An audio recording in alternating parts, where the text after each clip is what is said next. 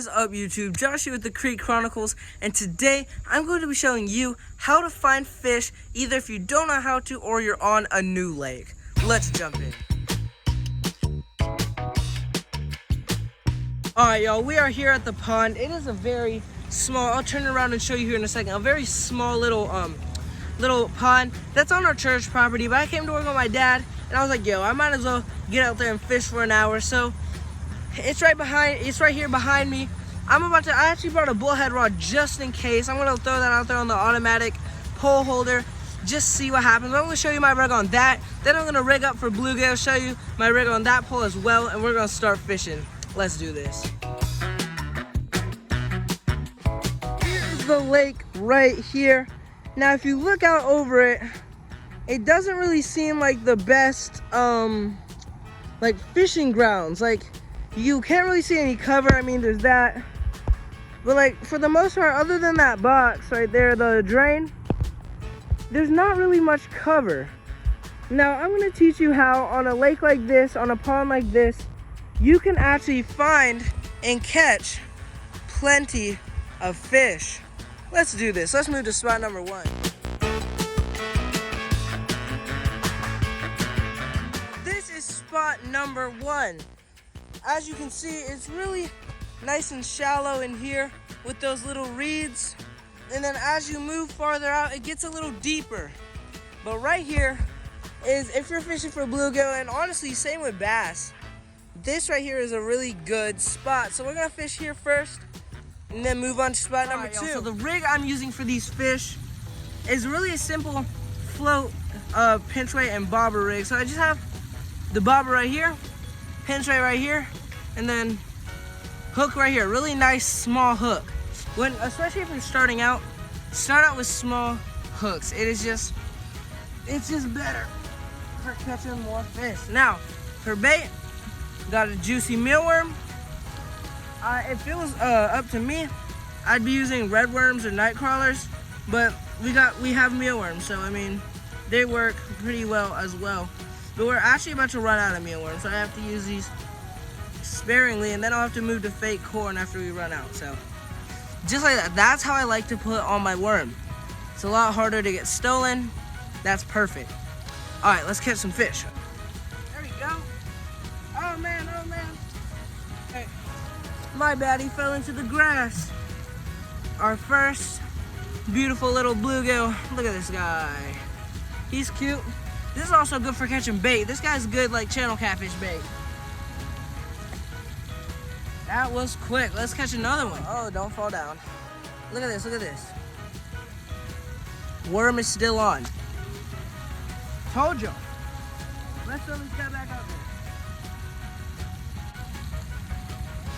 Oh, there we go. Oh, he swallowed it, bro. He almost swallowed it. Look at that guy. Look at that guy. He's pretty. Boy, bluegill.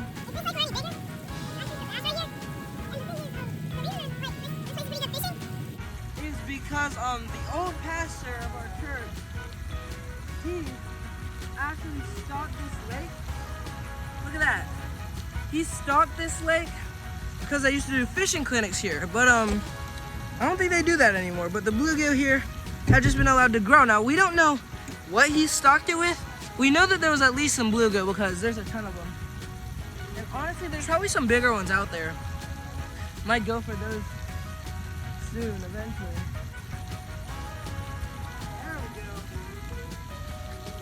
There we go. This guy was biting for a while. All right, I'm gonna catch one more in this spot, then we're gonna move spot. Oh, there we go. Looky there. I would also chop up some of these fish for bullhead bait, but I'm not very sure if there are bullhead in here. And I don't want to kill fish or nothing because, like, yeah. So let's get this guy out. What? All right, look at that. These bluegills are pretty. All right, time to move on to spot number 2.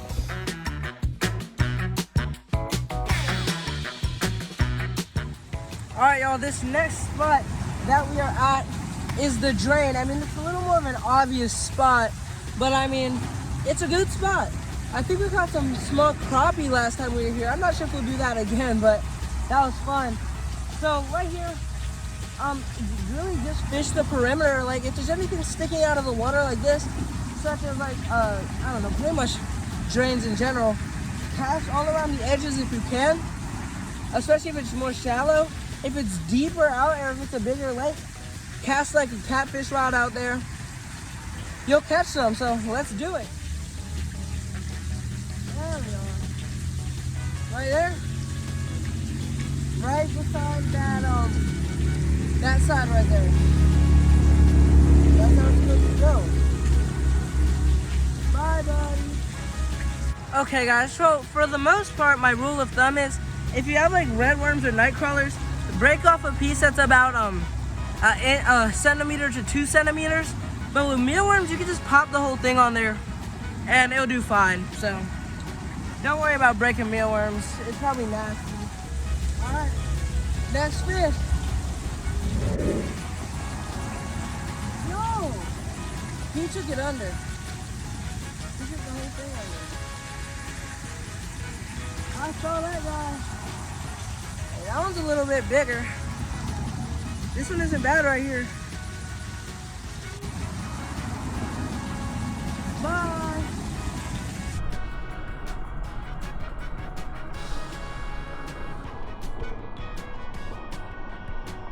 All right, next. All right, right here I saw a couple. Oh, there you go. Oh, look at that, we found it. Hey, this guy should be nice too. Ow. Bye, buddy. Yo, I wanted to catch 5 fish there, but we are out of time in this spot. So I'm gonna take y'all to spot number 3. This is spot number 3. It's a nice little weed bed that drops off into some deeper water. You can already see tons of bubbles coming up. This is spot number 3. Let's fish. This is the bluegill weren't down there, aren't there? Yeah. That was the trick. I needed a new mealworm. That's 1 for spot number 3. Throw them back.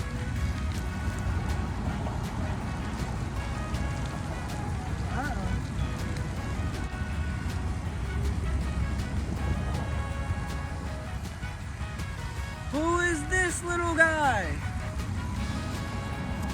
Honestly, you could use this guy as live bait for like a huge largemouth bass. He's a little guy. Get out of here. All right, fish number 3. Yeah, 3. 2 more, oh man. 2 more of these guys. And now look, another little guy. That's what, 4? Oh, we got 1 more. Oh, his eye. I'm doing something. Oh. Oh. This guy isn't bigger. This guy isn't bigger.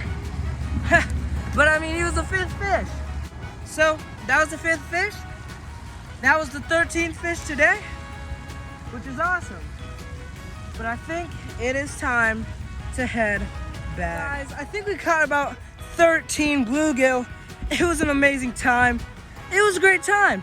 But don't forget where to fish.